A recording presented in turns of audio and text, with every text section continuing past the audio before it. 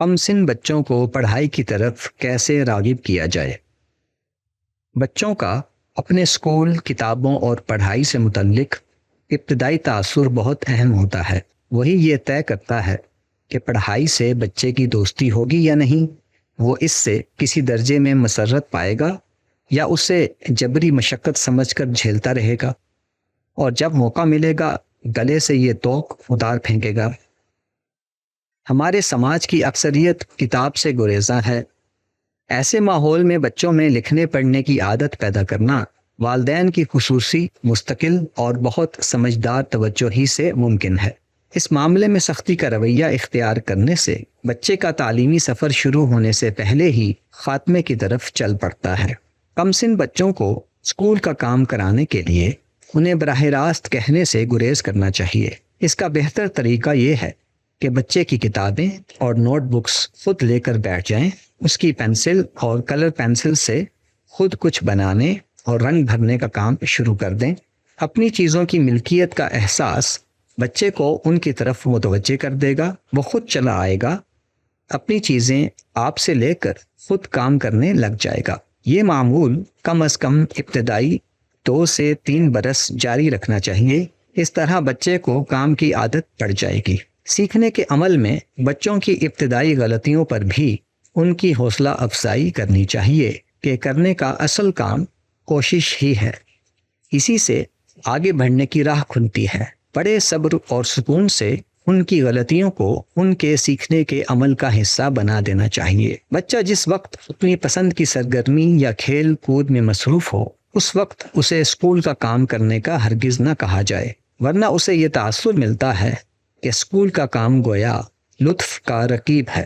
زبردستی کرنے پر بچہ پڑھائی اور کتاب سے دشمنی پال لیتا ہے۔ ایک آدھ بار کام وقت پر نہ بھی ہو تو کوئی فرق نہیں پڑتا۔ اسکول سے سرزنش ہوگی تو بچہ اپنے عمل میں خود درستی پیدا کرنے کی کوشش کرے گا۔ اسکول والوں کو بھی چاہیے کہ کام کو جبری مشقت نہ بننے دیں۔ ایک اہم اصول لازمی طور پر اپنانا چاہیے، وہ یہ کہ بچے کا ہوم ورک کسی صورت میں خود کر کے نہ دیں۔ یہ اس کی شخصیت کی بنیادوں میں بارود بھرنے کے مترادف ہے۔ یہ کام چوری اور بددیانتی کی تربیت ہے۔ ایک بار بھی اسے یہ بھروسہ مل جائے کہ اس کا کام کوئی اور کر دے گا تو وہ 1000 بہانوں سے دوسروں سے کام کروا لے گا، مگر خود کام کرنے پر آمادہ نہ ہوگا۔ وہ دوسروں کی محنت پر ایک طفیلیہ بن کر رہ جائے گا۔ بچے نے ہوم ورک نہیں کیا تو اسے اس کے نتائج کا سامنا کرنے دیں تاکہ اس میں احساس ذمہ داری پیدا ہو۔